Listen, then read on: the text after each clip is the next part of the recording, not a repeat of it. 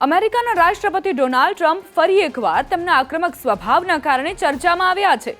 આ વખતે તેમણે પશ્ચિમ આફ્રિકાના દેશ નાઇજીરિયાને કડક ચેતવણી આપી છે। ટ્રમ્પે ધમકીભર્યા અંદાજમાં કહ્યું છે કે અમેરિકા આ મુસ્લિમ બહુલ દેશમાં સૈનિક કાર્યવાહી અથવા હવાઈ હુમલો પણ કરી શકે છે।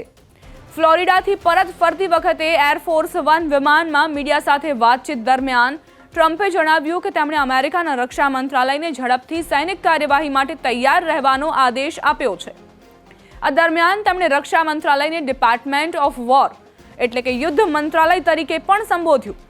ટ્રમ્પે કહ્યું કે તેઓ નાઇજીરિયામાં મોટી સંખ્યામાં ખ્રિસ્તીઓને મારવામાં આવી રહ્યા છે। અમે આવું થવા નહીં દઈએ। જો જરૂર પડી તો કાર્યવાહી થશે, જમીન માર્ગે પણ કાર્યવાહી થશે અને જરૂર પડી તો હવાઈ માર્ગે પણ કાર્યવાહી કરીશું।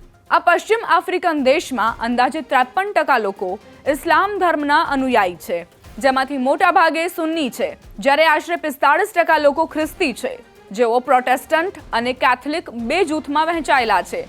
આ પહેલા શુક્રવારે પણ ટ્રમ્પે ચેતવણી આપી હતી કે જો નાઇજીરિયાની સરકાર પોતાના દેશમાં ખ્રિસ્તી સમુદાયની સુરક્ષા કરવામાં નિષ્ફળ જશે તો અમેરિકા તેની આર્થિક મદદ બંધ કરી દેશે અને ખુલ્લા યુદ્ધની નીતિ અપનાવી શકે છે। તેમણે કહ્યું કે નાઇજીરિયામાં ખ્રિસ્તી ધર્મ પોતાના અસ્તિત્વના સંકટમાંથી પસાર થઈ રહ્યો છે। આ હિંસાની પાછળ કટ્ટર ઇસ્લામી તત્વો જવાબદાર છે। ટ્રમ્પનું આ નિવેદન ત્યારે આવ્યું છે જ્યારે અમેરિકાએ નાઇજીરિયાને ફરીથી તે દેશોની યાદીમાં સામેલ કર્યું છે જે ધાર્મિક સ્વતંત્રતાનું ઉલ્લંઘન કરે છે। આ યાદીમાં ચીન, મ્યાનમાર, ઉત્તર કોરિયા, રશિયા અને પાકિસ્તાન જેવા દેશોનો પણ સમાવેશ છે।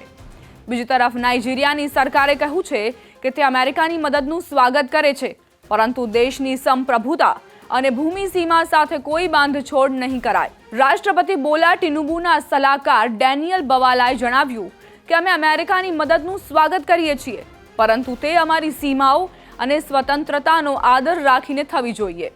બવાલાએ ટ્રમ્પના કડક નિવેદનોને લઈને સ્થિતિને હળવી કરવાની પણ કોશિશ કરી।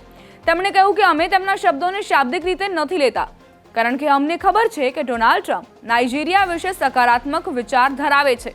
જ્યારે બંને દેશોના નેતાઓ મળશે ત્યારે આતંકવાદ સામેની લડતમાં સારા પરિણામો આવશે।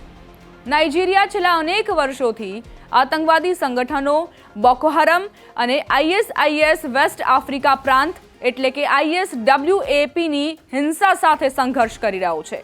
સાથે જ દેશના ઉત્તર અને મધ્ય ભાગોમાં ખેડૂતો અને પશુપાલકો વચ્ચેના સંઘર્ષને ધાર્મિક અને જાતીય રંગ પણ મળ્યો છે। ટ્રમ્પની ચેતવણી પછી રાજદ્વારી વર્તુળોમાં ચિંતા વધી છે, પરંતુ બંને દેશોના અધિકારીઓ હજી પણ આતંકવાદ અને ધાર્મિક ઉગ્રવાદ સામે સંયુક્ત સહકારની આશા વ્યક્ત કરી રહ્યા છે। નાઇજીરિયાની હાલની જમીની સ્થિતિ અને ત્યાં ચાલી રહેલી ધાર્મિક હિંસા પર અમેરિકાની આ કડક પ્રતિક્રિયા આવતા સમયમાં બંને દેશોના સંબંધોને નવી દિશા આપી શકે છે।